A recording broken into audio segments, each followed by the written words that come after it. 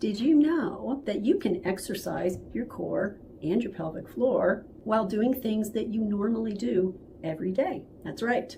You don't have to do a dedicated 30-minute workout program. In these videos, I'm going to show you how you can work your core and your pelvic floor doing everyday activities such as vacuuming, sweeping, even pulling or pushing a heavy door, or getting groceries out of the car. This is a perfect series for new moms with newborns or toddlers, or people who aren't moms at all, who maybe have had abdominal or pelvic surgery, or maybe you're having some incontinence, but you just haven't been able to get to do those Kegels, or maybe those Kegels haven't been working for you. Maybe this approach might work better for you.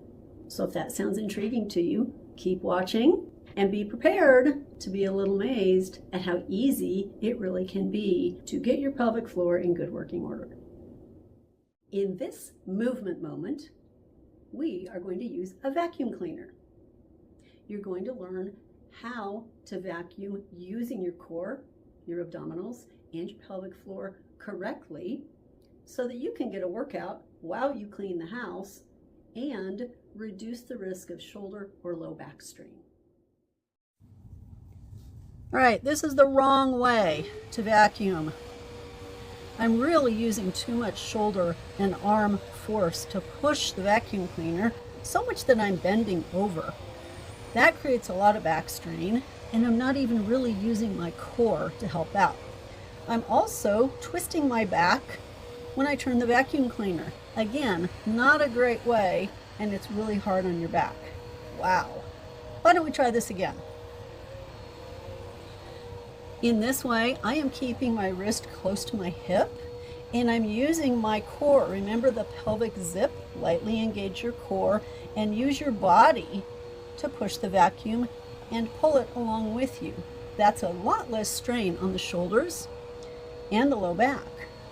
Also, I'm turning in the direction of the vacuum cleaner. When I need to turn the vacuum, I turn my body and I always stay in line with it.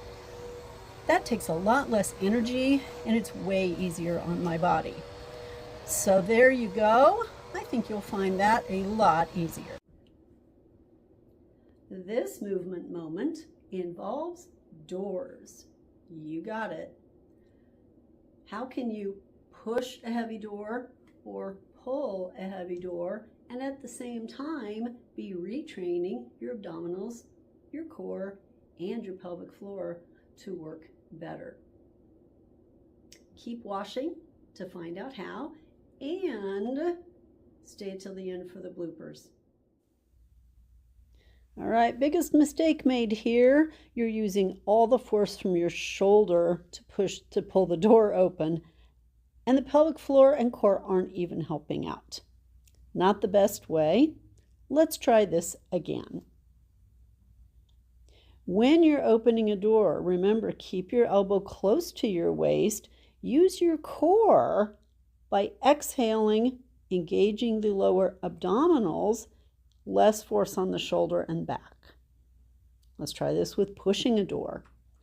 Wrong way. Again, don't use your shoulder and low back as the main force to push the door open. Ouch! All right, we do have a better way. And it's very easy. Go up to the door, stay close to it, keep your back straight, exhale, and engage that core and pelvic floor. Much easier, and you have a happier back. And now let's have fun with some bloopers.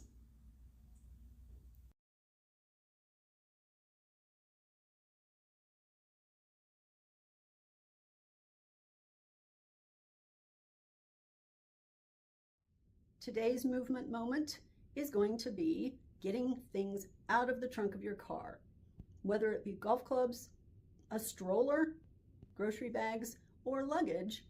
This can be a great way to practice your core and pelvic floor work.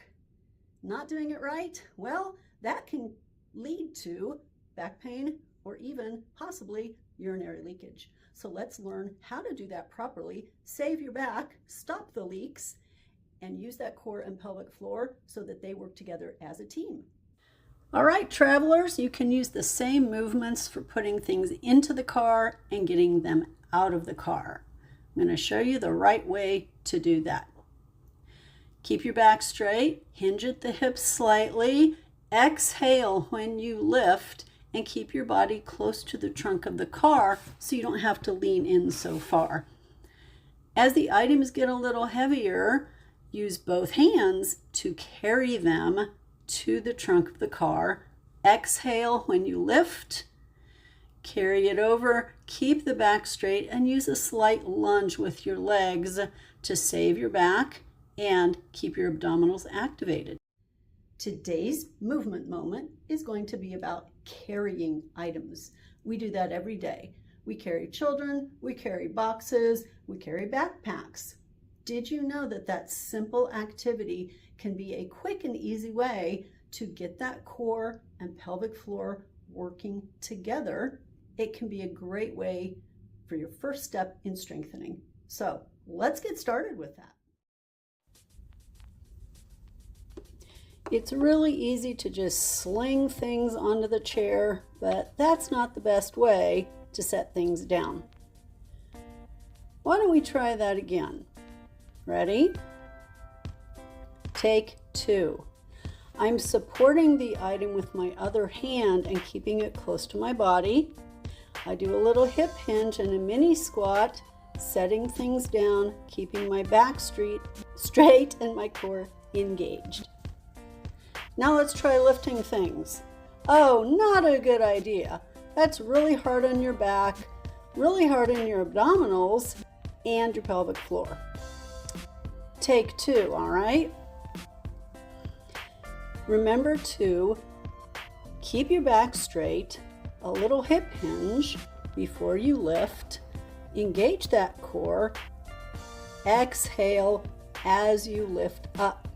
That helps to work your core and your pelvic floor. Today's movement moment is going to be raking or sweeping. Now, in this video, I'm going to use the example of raking leaves. We've got a lot of them around here now, but it's a great way to coordinate your breathing muscle, your abdominals, and your pelvic floor in one movement. You get a good core and pelvic floor workout. You really do save your back and shoulders, and you get a job done. Now, how easy can that be?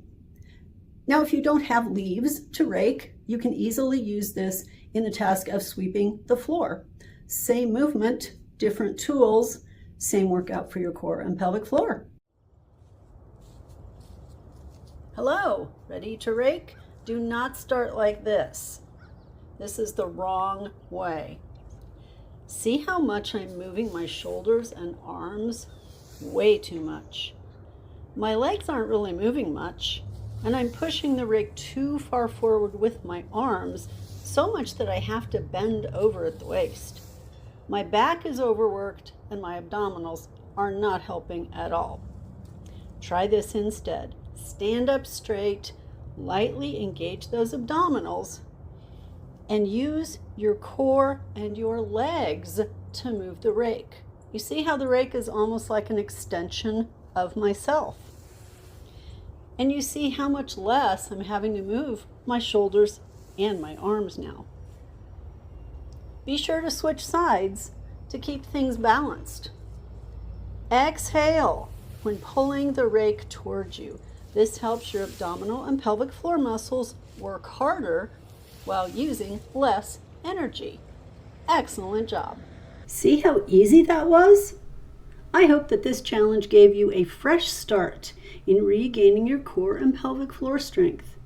If you'd like a printed recap of each activity, you can download that using the link below in the description. So what is your next challenge?